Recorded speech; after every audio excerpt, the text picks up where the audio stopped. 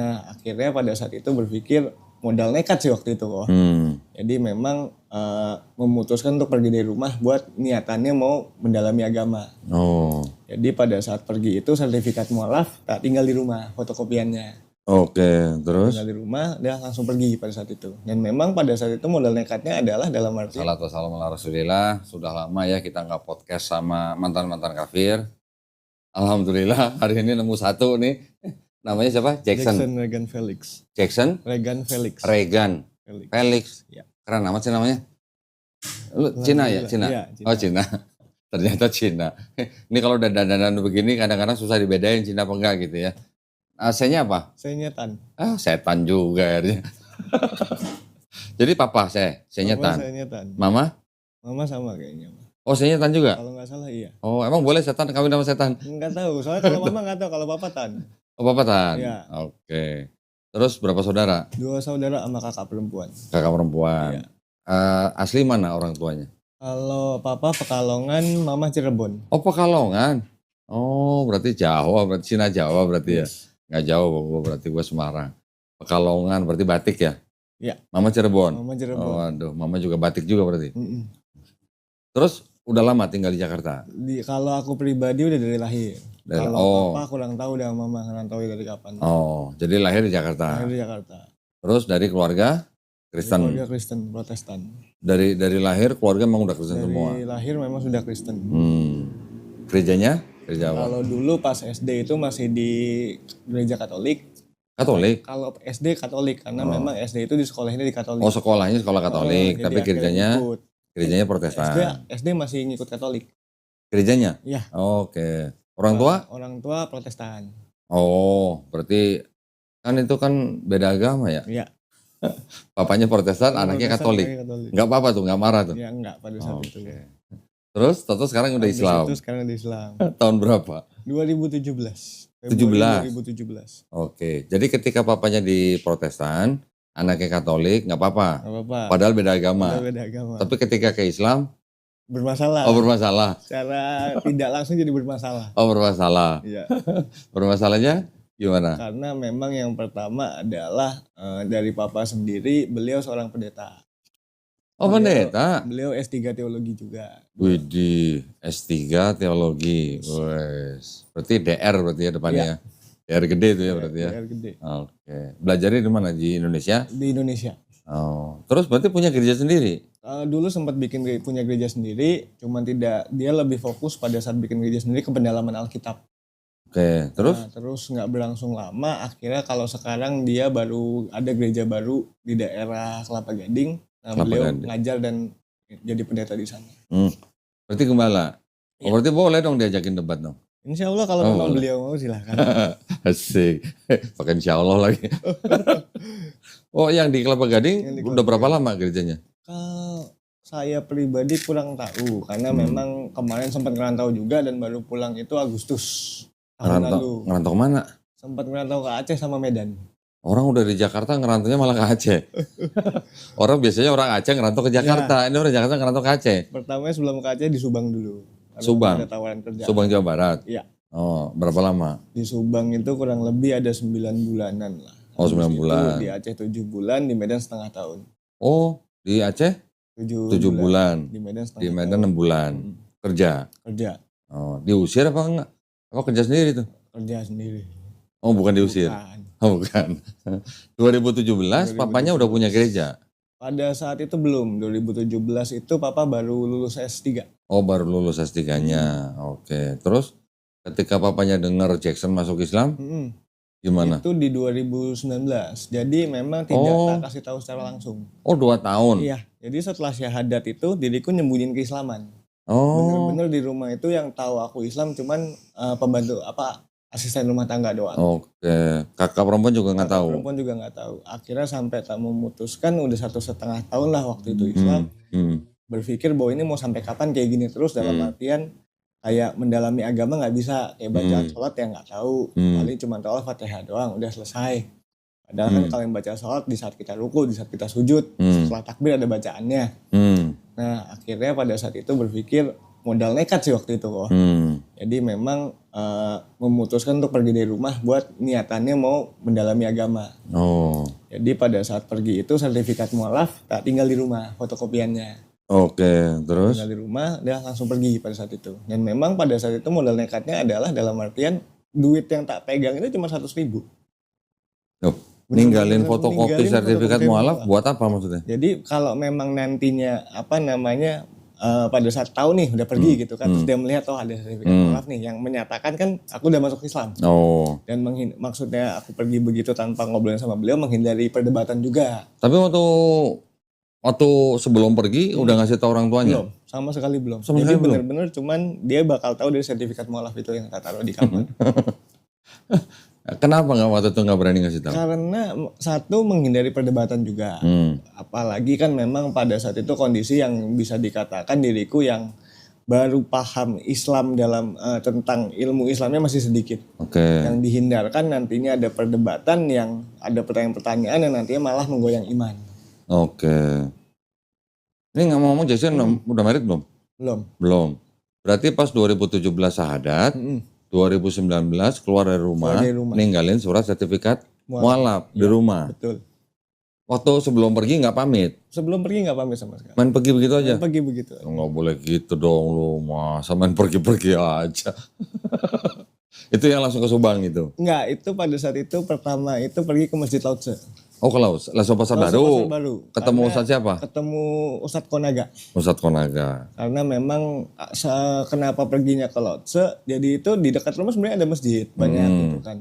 Yang namanya kita muka Cina gitu kan, kok masuk masjid nanyain tempat wudhu di mana, marbotnya cengok.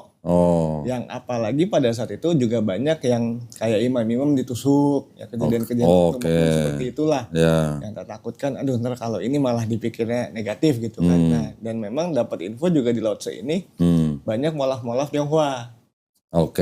Jadi kalau ke Lautse muka Cino nggak apa-apa? Ya seenggaknya hitungannya ya inilah banyak yang mirip gitu. Seenggaknya kan banyak yang mirip sipitnya gitu. Yang memang habis nyampe Lautse, paginya nyampe Lautse, habis itu alhamdulillah kurang lebih jam 9:30-an lah ada orang dari pesantren mualaf Dompet Duafa. Ustadznya berserta santrinya lagi mampir ke Lautse. Terus? Habis itu di situ sama orang Lautse tanya, ini ada mualaf satu, bisa nggak kalau misalkan dia ikut untuk belajar di pesantren mualaf Dompet Duafa. Dari situlah baru bisa dikatakan dari 2019 itu belajarin agama Islam lebih dalam tentang fikihnya, kayak tata cara sholat itu bagaimana, bacaan-bacaan. Terus ikut sama Dompet Duafa? Ikut sama Dompet Duafa. Nginep di situ? Nginep di situ. Nyantren berarti? Nyantren. Ada berapa santrinya di situ? Pada saat angkatan aku itu 4 orang. 4 orang? Satu guru? Satu guru. Sekalian belajar baca Quran? Sekalian baca Quran, habis itu kayak kalau misalkan wudhu, misalkan belum bisa nih, ini tata cara wudhunya, terus sholatnya kayak gini, tata cara sholatnya, bacaan sholat nih, ini yang harus dibaca nih, pelan-pelannya dihafalin. Berapa lama di Dompet Duafa? Di Dompet Duafa itu pas ngantri di sana kurang lebih 7 bulan, karena sebetulnya batasan maksimalnya 6 bulan. Cuman karena memang yang 6 bulan, yang 1 bulan lagi lo menjalani hukuman ya? Enggak. 1 bulan lagi memang kan. Kirain standar 6 bulan, 1 bulan nambah karena menjalani hukuman gitu. Ya 1 bulan lagi karena memang kondisi kan mau pulang pun pada saat itu belum bisa gitu kan. Masih takut juga pada saat itu. Ya akhirnya udah masihlah diberikan kesempatan untuk mukim. Sebulan, nambah sebulan karena mukim. Terus akhirnya keluarnya kemana? Keluarnya itu pertamanya itu karena disamperin sama Om. Adiknya Papa. Ya. Om samperin. Dia tahu lu di situ dari mana? Beliau kayak nyari. Pas tahu itu beliau cuma bilang, lu suruh pulang sama bapak lu katanya. Habis itu saya tanya. Saya cuma punya satu pertanyaan sama beliau. Bapak saya udah menerima saya Islam apa belum? Kalau memang sudah menerima saya Islam, saya pulang. Sorry, sebelumnya lu pergi tanpa pamit. Emang lu udah yakin kalau lu bilang masuk Islam pasti dimarahin gitu? Ya kalau yakin tidaknya secara pada saat itu iya. Karena memang bapak keras. Lu kecil sering dikebukin? Udah makanan tiap hari. Apakah rotan atau apakah apa? Pakai rotan sudah. Pakai rotan, sama sama gua. Kalau itu sudah ya namanya sampai rotannya hancur. Kalau kita anak laki-laki gitu harus kan, udah harus harus makan rotan ya. Tapi lu udah pernah belum diikat di tiang televisi tahu kan? Zaman dulu kan tiang televisi kan tinggi tuh. Iya.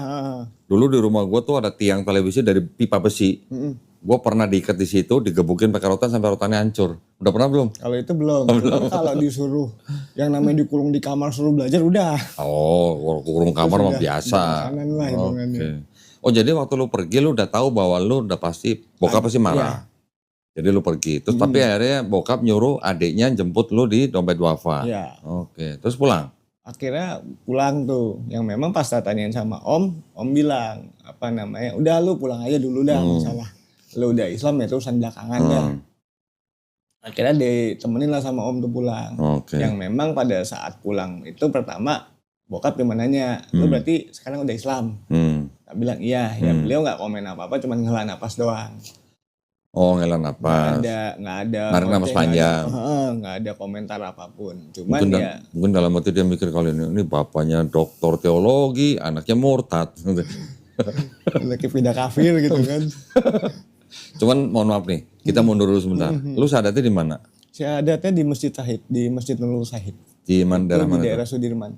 Sudirman. Apa namanya, masjidnya punya Hotel Syahid. Oh, di Hotel Syahidnya. Iya, kan ada di masjid. Hotel Syahid ada masjid di situ. Oh, di situ. Emang rumah lu kan jauh?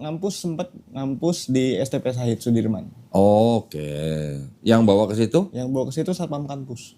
Oke. Waktu satpam kampus itu bawa lu ke situ, memang lu bilang lu mau masuk Islam? Pertamanya memang sempat juga beberapa kali sering lah nanya sama beliau tentang agama Islam, tentang ajaran-ajaran agama Islam. Dan beliau juga beberapa kali suka nanyain, kapan mau syahadat? Kalau memang sudah siap mau syahadat, ayo dianterin nih. Oke.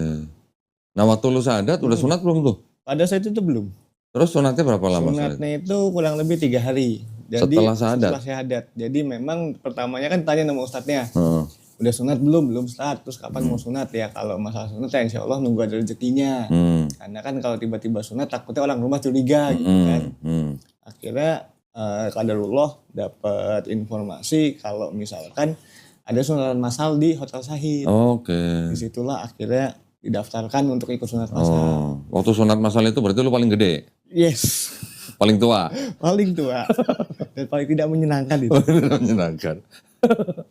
Berarti dilihat banyak anak-anak kecil dong lo? Alhamdulillah paling terakhir. Oh paling terakhir? Kalau nggak sih diceng-cengin gitu. Diri sendirian gitu kan. Anak-anak bocah, ngapain gitu. Berarti anak-anak udah pada pulang lu baru kelar? Oke, mungkin kan dokternya tahu ya lu bakal dicengin ya. Makanya lu paling akhir ya. 3 hari setelah syahadat lu sunat. Terus lu itu masih pulang ke rumah? Itu masih pulang ke rumah. Itu gimana? Ya. Lu jalannya? 2 hari masih bertahan di rumah. Terus? Hari ketiga kabur ke tempat temen nginep. Karena memang sudah tidak sanggup. Terutama pagi-pagi. Terutama pagi-pagi.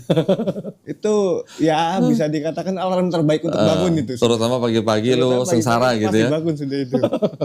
Melek mata sudah. Berapa hari ingin di rumah temen?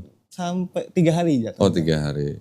Kurang lebih 5 hari, 6 hari udah kering, udah bisa aktivitas lagi. Sembuhnya udah setelah sembuh lu baru pulang lagi. Lu bilangnya ke rumah temen ngapain? Belajar gitu? Nginep aja, karena memang kan deket tuh di daerah Pulau Mas. Dan memang dari dulu pun sering nginep di rumah dia. Sering main ke rumah dia. Oke. Temen lu muslim? Temen muslim. Dia tahu lu masuk Islam? Juga. Tahu. Masuk Islam dia tahu? Dia tahu. Bahkan dia pun juga tahu pada saat aku sempat ngajarin Islam itu banyak juga nanya sama dia. Lu gak belajar Islam? Gak belajar sholat sama dia? Pada saat, kalau pas belajar sholatnya itu pas kuliah. Pas kuliah? Pas SMA itu, ini kan temen SMA nih. Pas SMA itu dia masih belum yang namanya kepikiran buat belajar sholat gitu-gitu, masih belum. Jadi waktu lu bersyahadat itu lu lagi masih kuliah? Posisi masih bisa dikatakan udah di akhir semester akhir. Iya. Oke. Nah, sebelumnya lagi, kenapa lu tertarik Islam? Awal mula tertariknya Islam itu awal triggernya itu karena kejadian bom Bali pertama kok. Bom Bali pertama? Iya. Oke. Itu terus? Posisi kalau nggak hilaf masih kelas 5 atau 6 SD lah. Yang memang banyak yang mengatakan Islam itu agama teroris. Islam itu agama nggak bener, ngajarin bahwa mereka bunuh diri, jihad, mereka masuk surga. Dapat 72 bidadari. Iya. Dan dapat doktrin kalau datang ke gereja ya dapat doktrin pun seperti itu gitu kan. Dari pendetanya ataupun dari jamaah-jamaah itu yang membicarakan tentang itu. Yang di situ diriku mulai berpikir kalau memang benar yang dikatakan orang seperti itu, kenapa agama Islam ini diakui sebagai salah satu agama dari 5 agama yang diakui oleh dunia. Karena kan kayak Konghucu yang bisa dikatakan kurang lebih mirip-mirip sama Buddha, di Indonesia nggak diakui. Dulu, ya. Sekarang udah. Oh sekarang sudah? Pada saat itu kan memang Konghucu belum tuh. Nah ini Islam kalau memang benar yang ajaran seperti itu, kerasnya atau misalkan seperti yang orang-orang pada saat itu mengatakan, ini adalah agama teroris, ini adalah agama benar, kok bisa sih diakui gitu kan. Yang akhirnya pada saat masuk SMP itu alhamdulillah masuk ke sekolah internasional. Jadi kan teman-temannya kan agamanya campur tuh. Ketemu juga teman yang Islam, ya akhirnya mulai tuh nanya sama dia. Bro, di Islam tuh kayak gimana sih ajarannya? Di Islam tuh nabinya tuh seperti apa sih? Akhirnya dijelasin, nih sejarah nabinya ini, kayak misalnya Nabi Abraham, kalau di Islam kan Ibrahim.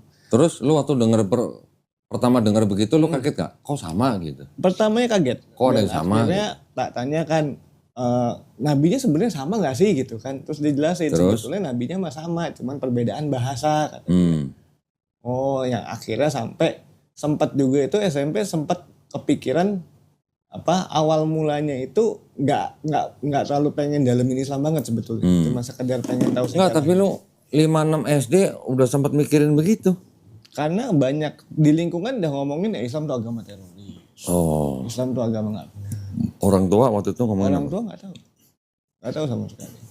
Dan masuk SMP itu aku itu lebih ke mendalami Alkitab. Bahkan bisa dikatakan kalau di Alkitab kan ya bisa dibilang orang-orang kafir ini kan domba-domba yang hilang atau domba-domba yang tersesat. Ya, kita harus bagaimana kita bisa mengembalikan mereka lah.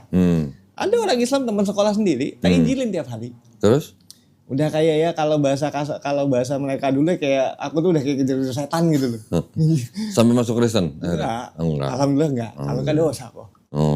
Yang memang ya kalau dulu di SMP itu aku dikenalnya itu julukannya ya pendeta. Karena ngedalemin Alkitab gitu loh. Kemana-mana bawa Alkitab, ya kemana-mana baca Alkitab gitu kan. Karena memang pada saat itu tertarik untuk mendalami Alkitab dan juga tertarik untuk jadi pendeta. Oke. SMP tuh? Iya, kelas 2. Sempat juga dapat tawaran dari teman papa itu mau disekolahin pendeta di Singapura, ada beasiswa. Cuman kata papa pada saat itu udah biarin dia lulus SMA dulu. Kalau memang dia kelar SMA masih mau lanjutin buat ngambil teologi, mau lanjut buat sekolah pendeta ya silahkan lah. Cuman pas itu ya awal mulai tuh ngedalamin Alkitab sampai di titik dimana banyak kejanggalan-kejanggalan menurutku pribadi. Lu SD udah mulai denger Islam teroris. SMP lu ngedalamin Bible. Sampai lu nginjilin temen lu. Terus SMA masih? SMA ketemu ateis. Itu teman satu kelas. Terus? Yang di situ SMA aja udah ateis. Ketemu temen tuh ateis. Allah. Jadi dia dengan PD-nya mengatakan ya surga dan neraka itu nggak ada. Tuhan itu nggak ada. Terus? Kalau memang neraka itu ada kata dia pada saat itu. Kalau memang neraka itu ada ya oke lah kita akan disiksa di neraka kata dia pada saat itu kan. Ya sekarang dia kasih gambar logika seperti ini. Kalau misalkan kita dah dipukulin setiap hari di tangan misalkan. Ya mungkin seminggu pertama, 2 minggu pertama kita masih merasakan sakit. Cuman kalau udah berjalan kayak 2 bulan, 3 bulan, setengah tahun, setahun ya kita udah kebal di situ. Ya kalau memang di neraka disiksa ya udah, ntar juga kita bisa kebal di situ. Dia nggak tahu sih di Quran bilangnya apa kalau orang sisa neraka. Dan memang dulu pun sama teman yang ateis ini dijejelin itu buku-buku Richard Dawkins. Richard Dawkins. Yang pertama itu The Magic of Reality, yang kedua God Illusion. Yang dari situ sempat di titik hampir mau masuk ateis. Hampir mau jadi ateis, cuman memang sempat mendengar dari orang itu bahwa sekelas Albert Einstein aja dia itu masih antagonis.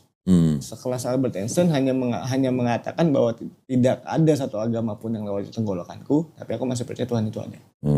Dari situ yang aku berpikir ya sekelas orang yang IQ tertinggi di dunia aja masih percaya itu Tuhan.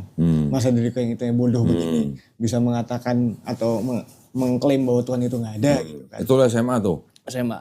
Tapi akhirnya nggak jadi ateis? Nggak jadi ateis. Terus? Nah, habis itu memang pas SMA pun juga pas papa lagi aku kelas 3, papa lagi ngurusin disertasi. Dan buku-buku bahasa Inggrisnya beliau itu disuruh aku untuk translate dan ngerangkum. Nah dari situ mulai mendalami ilmu S3 tuh kayak gimana sih yang teologi, dalam ilmu teologi itu seperti apa sih lebih dalamnya gitu kan.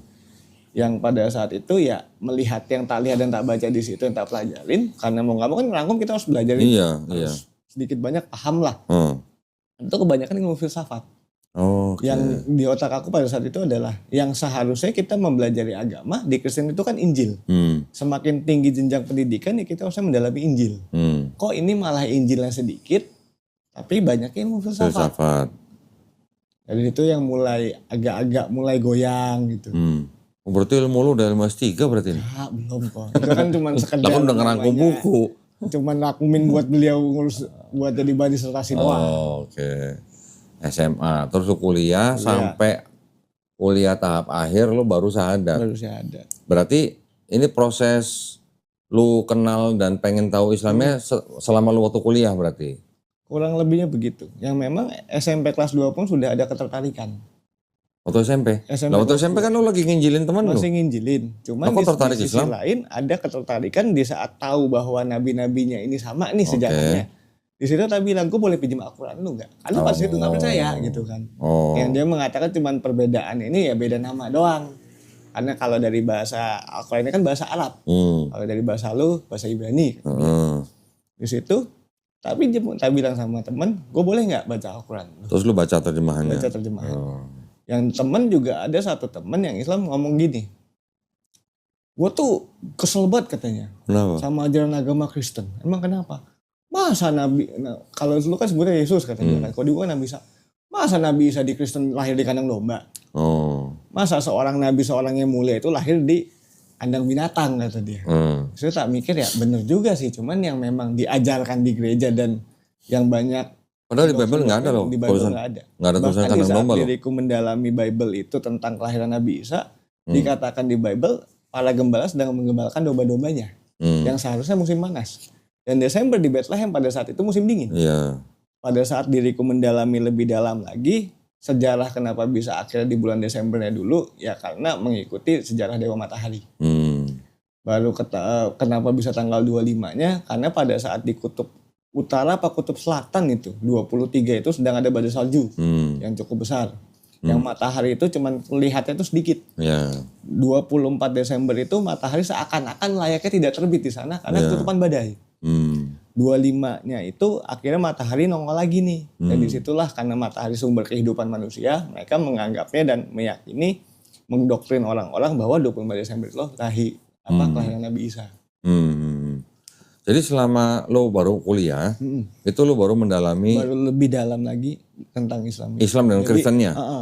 Kalau Kristennya udah enggak. Oh, Kristennya udah enggak. Jadi pas kuliah itu langsung lebih dalamnya itu tentang Islamnya. Nah, SMA-nya itu lebih dalamnya itu Islam sama Buddha sama Hindu. Oke. Terus waktu selama kuliah, akhirnya apa yang menjadikan lu mau menerima Islam? Jadi pas masuk kuliah itu, pas nanya-nanya lebih dalam tentang Islam, karena udah tahu, oh nabinya kita sama nih, ininya kita sama nih, gitu kan.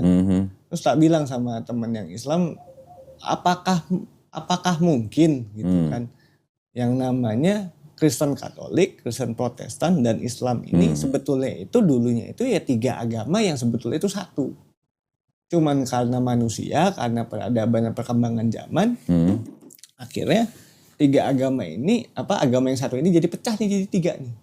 Oh dulu lu mikirnya gitu? Dulu sempat mikir gitu, sampai di Kristen itu kan ada yang namanya Injil yang asli. Yang sempat berpikir ya kalau orang banyak mengatakan, ada yang mengatakan ya Injil yang asli itu Injil Barnabas, ada yang mengatakan bukan Injil Barnabas. Dan dulu sempat ngobrolin apakah itu Injil yang asli, mungkin ada di Vatikan kali ya. Gitu. Cuman kalau kita yang menemukan, yang kita orang awam ini menemukan pun terus kita mengumumkan ke dunia pun ya kita siapa, nggak bakal dikenal. Yang di situ berpikirnya bahwa ini kayaknya ini pas belajarin Kristen kan mentok nih kok. Kayaknya ini Islam ini lanjutannya nih. Karena pada saat SMA itu lebih ke mencari nih agama yang paling benar dari 5 agama itu yang mana.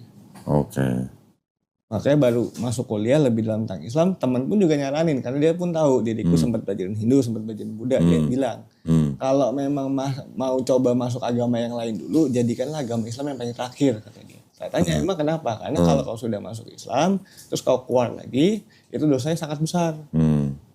di situ kalau memang kau mau itu jadikan mau nyoba-nyoba agama lain dulu, jadikan agama Islam paling terakhir. Disitulah pas SMA pas kuliah baru belajar yang namanya sholat. Jadi teman sholat tanya, gue boleh nggak ikutan sholat? Gue pengen tahu caranya gimana. Saya bilang ya silahkan, selama lo mau belajar silahkan aja, gerakannya ikutin aja. Nah berjalan masuk kuliah, habis itu kenal juga teman-teman dari game yang tanya-nanya juga tentang Islam. Lo anak game ya? Anak game. Oh, game online? Iya. Ada judinya dong? Enggak. Oh enggak. No ada gamer no satu no. Cewek lagi no. Banyak gamer cewek wah. Nginjilin orang lagi lewat game. Oh, kalau dulu. Kualat masuk Islam. Kalau dulu. Soalnya ngomongin game sama Dapat salah satu ininya dari temen. Jadi temen bilang, lo kalau mau belajar Islam lebih dalam, nonton Dr. Zakir Naik. Karena kan memang pada saat lu di Kristen ngobrol sama ateis ini pas SMA mentok kok. Yang hitungannya ini mau kasih gambaran secara agama ke logika dia gimana nih. Karena di Alkitab kagak ada. Kayak masalah teori Big Bang kagak ada. Yeah. Dia mengatakan ya udah ini pecahan bumi ini terbentuk dari pecahan atom-atom. Yang terbentuk menjadi satu proton neutron gitu. Di Alkitab kagak ada masalah beginian. Jadi game temen bilang kan lu Dr. Zakir Naik aja, banyak tuh. Itu ya. Tahun berapa itu? 2013. 2014. Mulai tuh Dr. Zakir Naik yang beliau mendebat Kristen, beliau mendebat ateis, yang mendebat Kristen, Dr. Zakir Naik selalu mengatakan orang Kristen bahwa silahkan cari di Alkitabmu, dalam Alkitab yang kata-katanya ini tidak ambigu, yang dimana Yesus itu mengatakan dia itu Tuhan, sembahlah aku. Ya memang itu tidak ada sama sekali.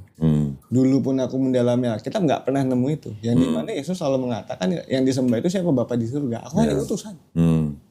Yang mayoritas kan mengatakan ya Nabi Isa itu Tuhan, Yesus itu Tuhan. Kalau aku dulu berpikirnya ya Yesus ini utusan. Karena kalau memang Yesus itu Tuhan, yang pertama kenapa Tuhan dibaptis? Karena kan di kisah di Alkitab Yesus dibaptis oleh Yohanes Pembaptis. Iya, hebat banget ya. Masa Tuhan dibaptis? Enggak, Yohanes Pembaptisnya tuh hebat banget tuh bisa membaptis Tuhan. Nah itu satu. Yang kedua, kalau memang Yesus itu Tuhan dan dikatakan Yesus mati untuk menebus dosa seluruh umat manusia di kayu salib. Kalau memang Yesus itu Tuhan dan sudah menebus dosa seluruh umat manusia, yang seperti dikatakan orang banyak dan pendeta kebanyakan, kok kita masih berdosa? Yang di saat ditebus dosa seluruh umat manusianya ini zaman siapa? Karena kan zaman Nabi Isa turun itu kan zaman Bani Israel. Apakah zaman itu doang? Apa sampai ke kita? Kalau zaman pendeta, Nabi Musa juga udah Bani Israel. Kalau misalkan kita tanyain ke pendeta, mereka mengatakan kamu kurang beriman. Terus kalau ditanyakan masalah Trinitas gitu kan, yang pendeta mengatakan ya kamu harus mengimani bahwa itu Bapa, Putra dan Roh Kudus. Itu adalah 3 tapi dalam satu sosok. Nah, satu sosok. Iya. Satu hakikat kali. Ya, mungkin lebih ini. Nah, ininya 3 pribadi jadi tapi satu hakikat. Nah.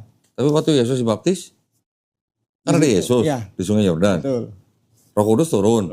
Burung merpati. Ada yang pembaptis. Terus ada suara di atas, inilah anakku yang kukasihi. Itu 3-3-nya kan nongol bareng. Betul. Itu satu hakikat apa 3 entitas kalau gitu? 3 identitas. 3 entitas mungkin. 3 identitas. Dan pendeta kalau ditanyakan masalah seperti itu, dia akan mengatakan kamu kurang beriman. Itu harus diimani. Tidak bisa kamu berpikir tentang ketuhanan itu melalui logika. Terus? Dan di situ tak berpikir yang namanya agama dan logika itu pasti ada titik temunya. Ada benang merahnya. Jadi dulu pas masih SMA ngobrol sama temen. Jadi yang ateis ini, saya bilang ini kita daripada kita debat tiap hari, gue pun capek debat sama lu mulu, daripada gue ateis, udahlah, lu gambaran logika, gue gambaran agama, kita cari benang merahnya ya dah, gimana? Itu lu ngomong siapa tadi? Sama temen yang ateis, yang di sekolah. Waktu SMA? Waktu SMA, terus? Dan dari situ coba nyari, bisa dikatakan nggak ketemu, nggak ketemu dalam artian banyak yang hal-hal dari teori sains ini yang nggak dijelaskan dalam Alkitab. Habis itu barulah masuk kuliah, ketemu teman dari game, lalu Dr. Zakir Naik. Habis itu juga ini ada sertifikatnya loh, gitu loh. Ini tak bawa yang sertifikatnya nih. Tetap ini biar lebih sah lagi, biar lebih afdol lah bahasanya gitu kan, syarat aja di sini. Yang bisa dikatakan ya maaf, dia juga bisa dibilang ya minta uang ininya lah. Untuk apa? uang komisi dari zakat itu. Karena dia mau sebut nominalnya zakat, kalau cair itu dapat sekian nih, kalau zakat cair nih, ntar lu dapat sekian nih. Lu ada tulang, lu dapat zakat, dia dapat komisi. Ya. Gue minta sekian, jangan sebut nominalnya, nggak enak. Ya kalau ditanya berapa, ya bisalah buat ongkos pulang. Oke. Gitu kan. Dapat zakatnya dari mana? Dapat zakatnya dari Baitul Mal. Oh, Baitul Mal. Jadi habis diiniin, dia bakal nge-follow up gitu kan. Dia mengatakan seperti ini, ya kan gue hitungannya buat transportasi, buat gue ngurusin lu bolak-balik Baitul Mal ya, kan gue juga butuh biaya gitu kan. Yang gue memang dia pun juga bukan orang punya gitu kan. Yang maksudnya ini gue minta komisi ini atau uang terima kasih ini ya buat ganti uang transportasi gue lah, kata dia kan. Terus akhirnya lu berapa lama di Aceh? Di Aceh 6 bulan. Ya 6 bulan 7 bulan lah. Lu di prank kok lama amat 6 bulan? Karena pada saat itu udah siaran begitu kan fokusnya kerja. Kerja apa? Kerja di tukang masak. Oh, masak lagi? Iya. Oke. Jadi kurang lebih 10 harian nganggur. Dari orang situ ada ya bantuin nyariin lowongan. Masak apa nih? Di sana sempat Mie Aceh? mie Aceh. Oh. Habis Betul lu bisa bikin mie Aceh? Bisa. Wede. Terus Berarti pintar masak nih berarti ini ya? gitu kan. Terus? Ayam bakar kayak gitu-gitu. Habis itu memang sempat juga kan gue di sana kan kalau di Aceh kan dia main kopi saling. Iya. Di situ gue belajar juga kopi saling itu kayak gimana sih? Karena kopi sangar. Kopi sangar bisa? Sangar bisa. Sangar tahu nggak apa? Tahu. Kopi susu sebetulnya. Cuma iya, singkatan apa? Singkatannya enggak. Sama-sama ngerti. Oh. Singkatnya nggak tahu ya pokoknya sangar aja. Kopi sangar itu sama-sama ngerti. Gue pengen nanya sangar apaan sangar? Kopi susu lah, kenapa kok kopi susu aja? Sini mah namanya sangar bang. Ya wes lah. Iya. Terus? Belajar 6 bulan di sono. Habis itu balik nggak ke Medan dulu. Oh, ke Medan. Jadi memang masak lagi. Jadi itu sebelum gue berangkat ke Aceh, bisa dibilang kan gue masuk salah satu organisasi. Apa? Koki di Indonesia. Oke. Terus? Nah sebelum gue ke Aceh ini, gue nanya dulu nih ke senior, chef ada ini nggak kenalan di Medan atau di Aceh nih organisasi sana. Kan memang organisasi ini nyebar ke seluruh dunia. Oke. Di Indonesia apalagi gitu kan. Maksudnya daripada nggak ada kenalan sama sekali kan, adanya di Medan. Kalaupun di Aceh ada paling di Banda, bukan di Aceh Tamiangnya gitu kan. Adanya di Medan. Sebelum berangkat ke Aceh pun udah nginfoin, chef saya ada rencana mau berangkat ke Aceh di bulan ini. Ada nggak lowongan-lowongan sekiranya di Medan? Biar hitungannya kalau memang ada lowongan ya akhirnya berangkat ke Medan dulu, dapat kerja di sana biar ke Acehnya ntar pas lagi liburnya, pas lagi dingin. Rencananya begitu. Cuman kaderullahnya nggak ada lowongan. Di Medan Pada saat itu. Terus udah ke sono? Akhirnya karena sudah keburu janji berangkat ke Aceh ya udah berangkatin lah ke Aceh tuh. 7 bulan di situ baru dapat lowongan di Medan ini, gantiin senior. Oh. Jadi beliau masak di. Jadi berapa lama di Medan? 6 bulan. 6 bulan. Di Medan tuh dia sebenarnya jualan TST. Apa tuh TST? Teh susu telur. Oh, teh susu telur. Jadi kirain STMJ. Susu telur madu jahe. Di daerah Kota Matsum. Oke. Terus? Nah, di situ memang senior kan jadi bos ini mau jualan kayak nasi goreng kampung, jualan mie gitu-gitu. Nah, dia butuh pengganti. Karena dia ada tawaran kerjaan lain. Terus? Akhirnya nawarin tuh, mau nggak chef di sini gantiin saya buat masak gini. Oh siap chef. Chef kapan bisanya? Tadinya itu mau berangkat itu sebenarnya tawaran dapat di Desember 2023 kalau nggak salah. Nah, kalau pada saat itu mau resign, otomatis pasti ditahan. Mau tahun baru, kafe pasti rame nih, butuh tenaga. Kalau akhirnya coba obrolin, minta di Januari itu pertengahan. Coba tanya, bisa nggak udah Februari aja biar sekalian sebulan. Udahlah, biar nggak terlalu mepet juga gitu kan. Karena hitungannya kita masuk baik-baik, kita juga keluar baik-baik. Lagi udah orang jauh yang bisa dibilang ya modal KTP, modal CV selembar bisa terima kerja gitu loh. Nggak nyari cewek sekalian tuh di Medan tuh? Nggak nemu soalnya ya karena memang jam kerja pas di Medan itu sore ke pagi. Oke. 3:30 sampai jam 2 pagi. Terus akhirnya setelah di Medan balik Jakarta? Kemudian balik Jakarta. Balik ke rumah lagi? Sebetulnya nggak mau balik ke rumah awalnya. Terus? Cuman karena sempat ngobrol-ngobrol juga lah, nanya sama Ustadz, minta saran lah gitu kan. Ini baiknya gimana? Awalnya itu nggak mau balik ke rumah, karena kan ada tawaran. Itu ada 2 tawaran di Jakarta itu niatannya ada teman yang mau ada kenalan membuka kafe, atau tawaran dari senior yang di Medan kemarin ini, Bali bulan kemarin ini ada tawaran dia mau ke Bali. Dia butuh tim 5 orang. Oke. Dan saya mau dimasukin tuh kok. Terus nanya-nanya saran lah. yang akhirnya sempet nih mau yang Jakarta mau yang Bali nih gitu kan. Nah, dua-duanya bisa dikatakan ya kalau satu udah KCC kan satu cancel juga gak enak juga karena sama-sama kenal gitu kan. Ya, akhirnya coba minta saran ke orang rumah, kakak tuh. Telepon kakak ini ada. Lu masakannya Western ya? Iya. Gua ada teman restoran Cina. Chinese food bisa lah dikit-dikit.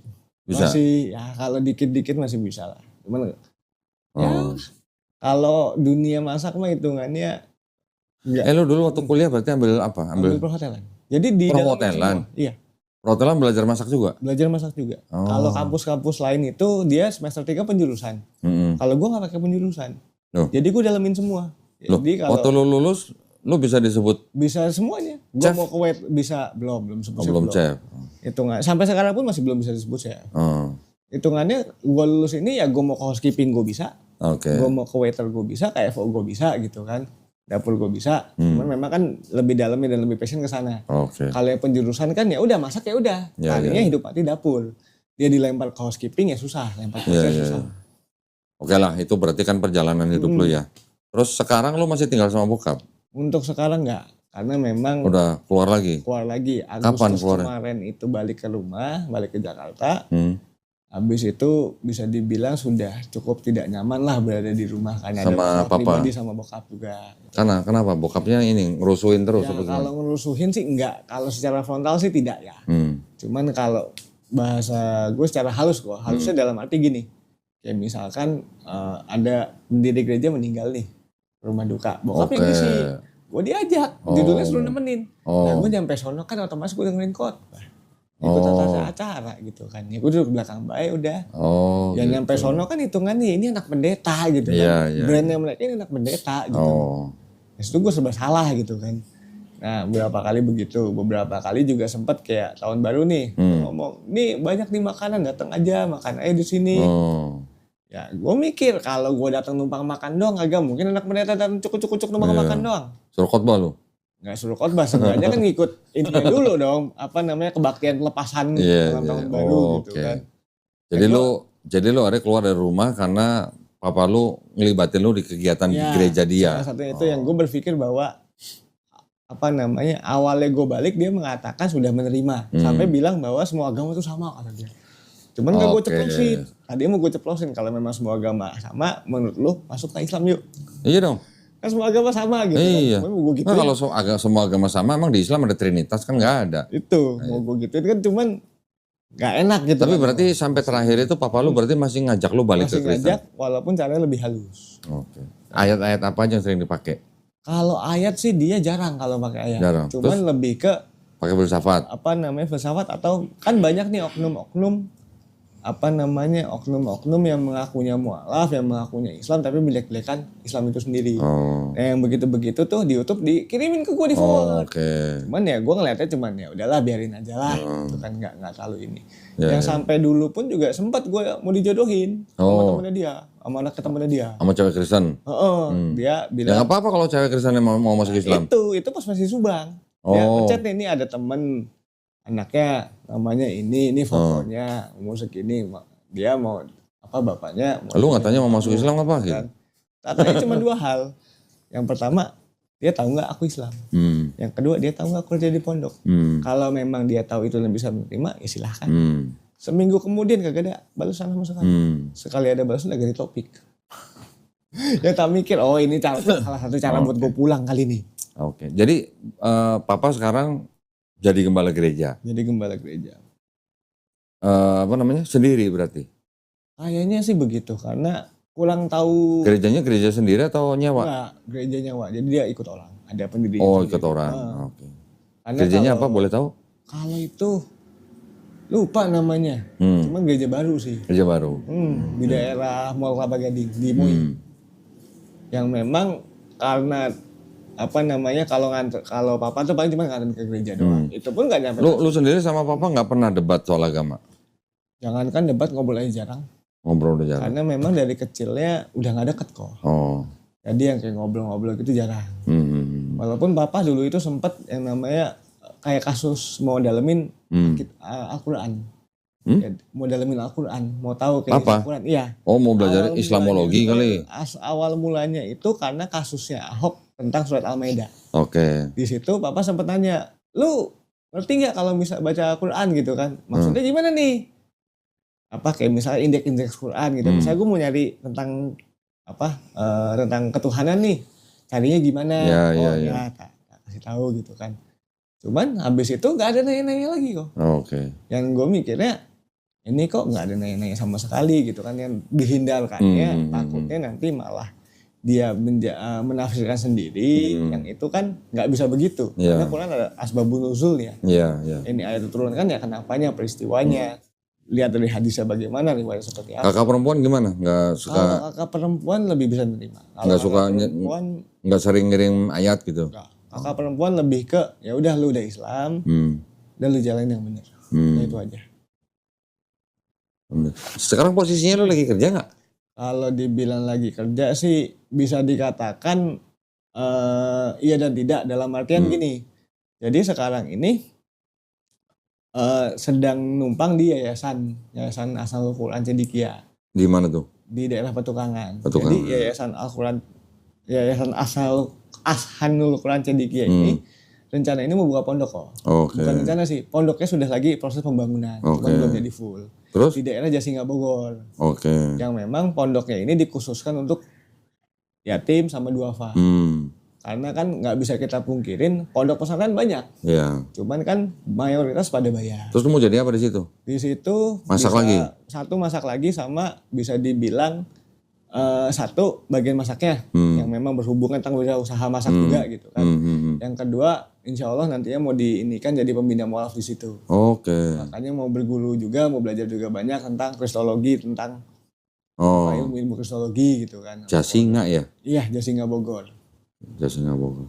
Yang sekarang pembangunan sih yang ku denger ya, aku tahu tinggal masjid sama kobong asrama laki-laki, cuman memang masih butuh biaya lumayan. Masih mencari donatur, masih mencari. Nah, sementara sambil nunggu itu pondok bisa kita ini kan. Sekarang ini tinggal di kantor yayasan. Ikut yayasan ini. Ya nggak apa-apa, lu jalanin aja. Yang penting lu niat untuk ibadah gitu aja. Ya walaupun itu masak kan juga ada pahalanya. Betul. Lu masakin santri kan juga ada pahalanya. Betul. Lalu mau belajar kristologi, alhamdulillah. Siapa tahu nanti lu juga di situ bisa ngejaga pesantren itu, bisa ngejaga umat Islam di sekitar situ.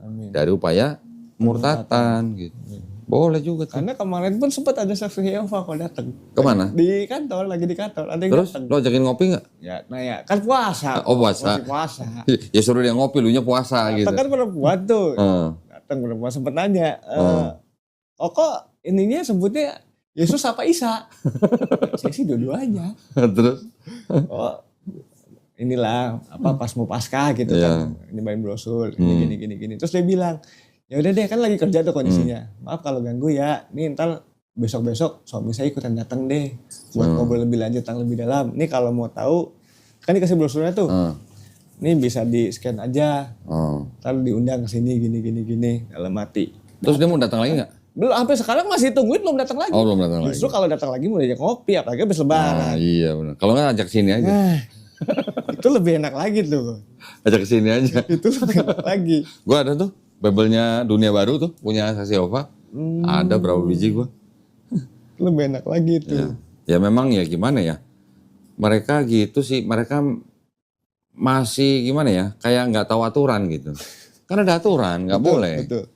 Mereka masih terus aja gitu mendekatin kan orang-orang yang udah punya agama. Mungkin kalau di Nasrani karena doktrin ya. Yang memang dikatakan ya domba-domba yang hilang gitu loh, domba-domba yang tersesat. Ya akhirnya mereka mendoktrin orang buat biar ayo masuk. Padahal lu tahu nggak?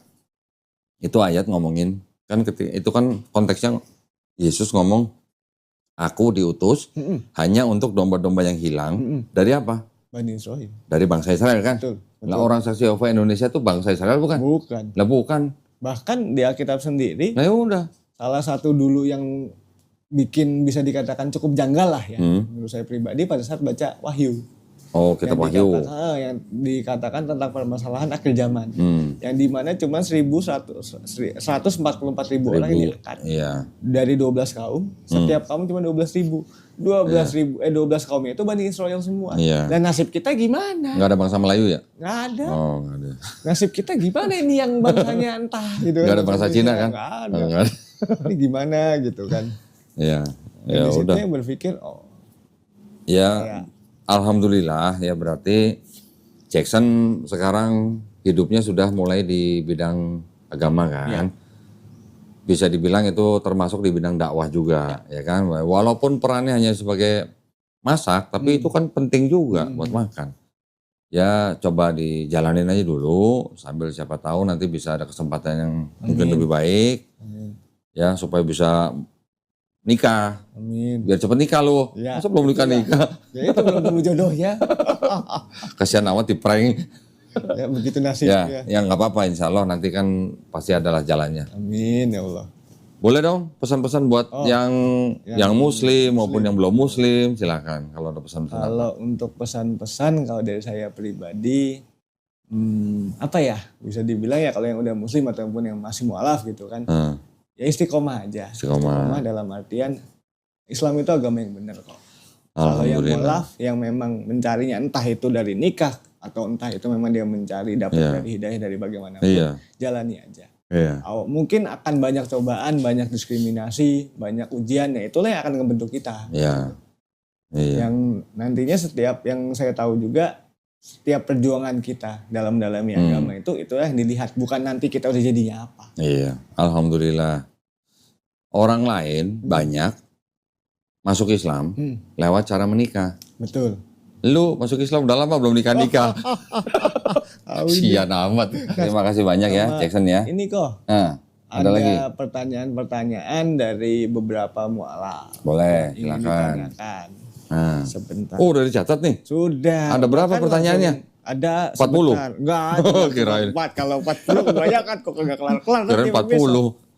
Gimana? Jadi pertanyaan yang pertama adalah mana tuh tadi tuh? Oh ini. Silsilah Yesus menurut Injil. Karena dia menanyakan kalau di Al-Quran kan dari golongan orang sohih semua. Orang apa? Orang sohih katanya. Sohih? Ya.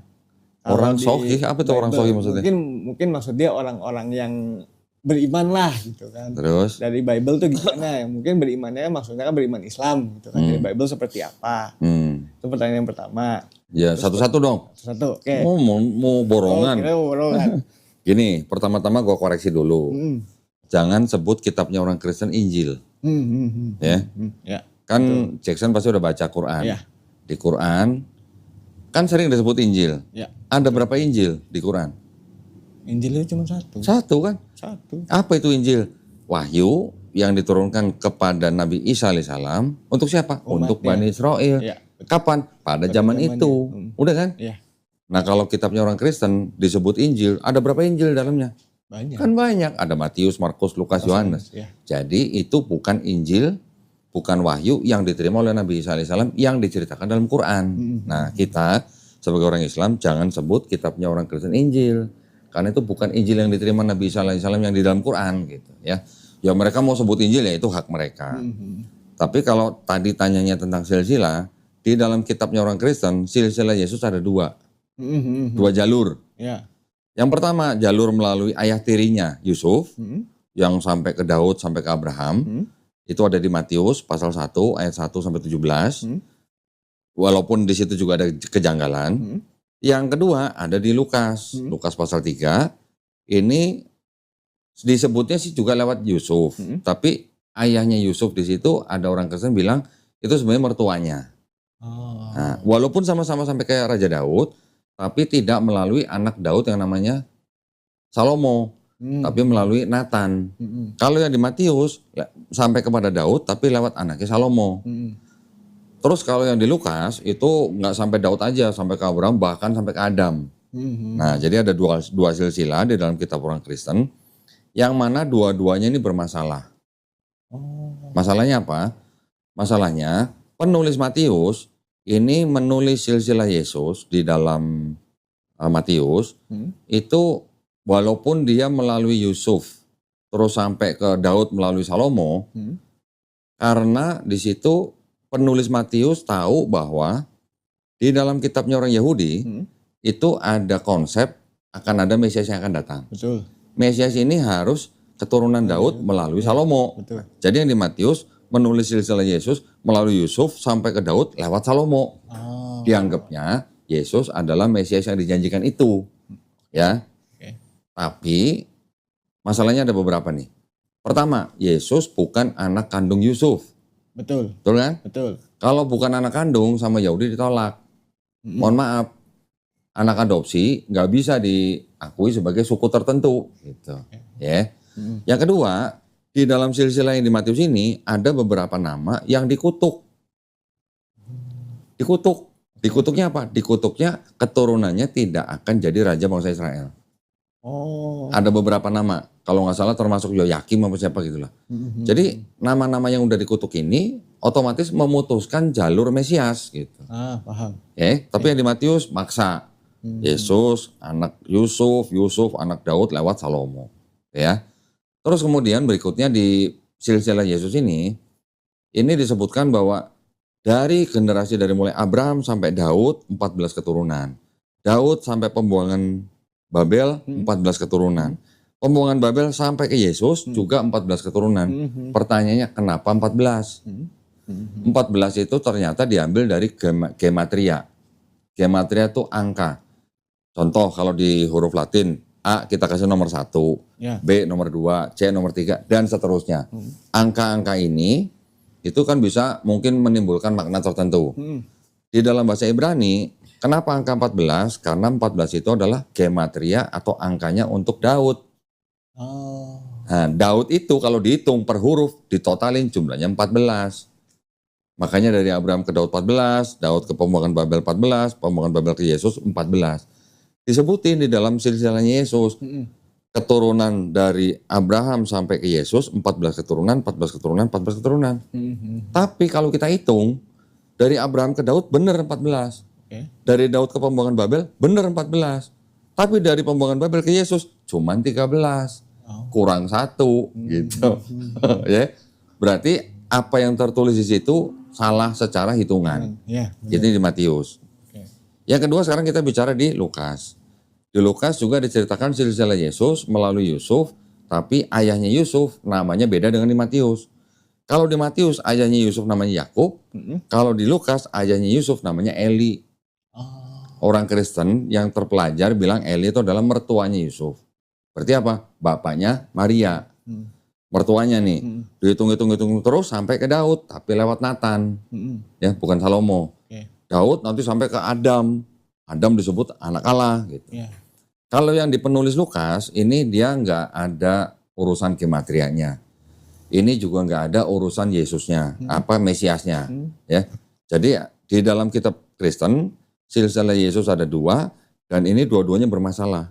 Bermasalahnya satu yang masalah Mesias nggak matching, tetap nggak diterima oleh Yahudi. Yang kedua ada kesalahan hitungan, ada kesalahan jumlah. Terus yang ketiga itu tulisan yang dipaksakan. Dipaksakan dalam arti Yesus harus disebut anak keturunan Daud gitu. Ya, cuman ada masalah-masalah. Karena Yesus bukan anak kandung, satu, yang kedua di atasnya Yusuf, di antara leluhurnya Yusuf, ayah tirinya Yesus ternyata ada nama-nama yang dikutuk. Gitu. Ya. Ada lagi? Pertanyaan kedua ada, satu kok. 3 lagi. Masih 39 lagi? yang kedua adalah kenapa di Bible dimasukkannya silsilah Yosef? Apakah Maria dinikahi Yosef? Kalau yang di Matius, nih, Yusuf diceritakan mengambil Maria sebagai istri. Kalau mengambil Maria sebagai istri berarti apa? Menikah. Kalau yang di Lukas, Maria sampai datang dari Nazaret ke Yerusalem untuk melakukan sensus, Maria masih disebut tunangannya. Sampai Yesus lahir, Maria masih disebut tunangannya. Tidak ditulis Maria diambil sebagai istri Yusuf. Ini memang mungkin hanya bahasa. Tapi jangan lupa kita juga mungkin harus melihat ke sisi tradisinya. Tradisi Yahudi ketika wanita dan perempuan sudah bertunangan, itu sudah dianggap suami istri. Ya, walaupun belum hidup serumah. Jadi kalau yang di Lukas disebut masih tunangan, ya kita sebenarnya nggak boleh terlalu bagaimana lah. Ya sudah anggap aja itu istrinya. Oke. Gitu ya. Kalau dianggap dibilang apakah Yusuf menikahi Maria, ya sudah saya bilang aja iya. Walaupun di Lukas disebut masih tunangannya gitu.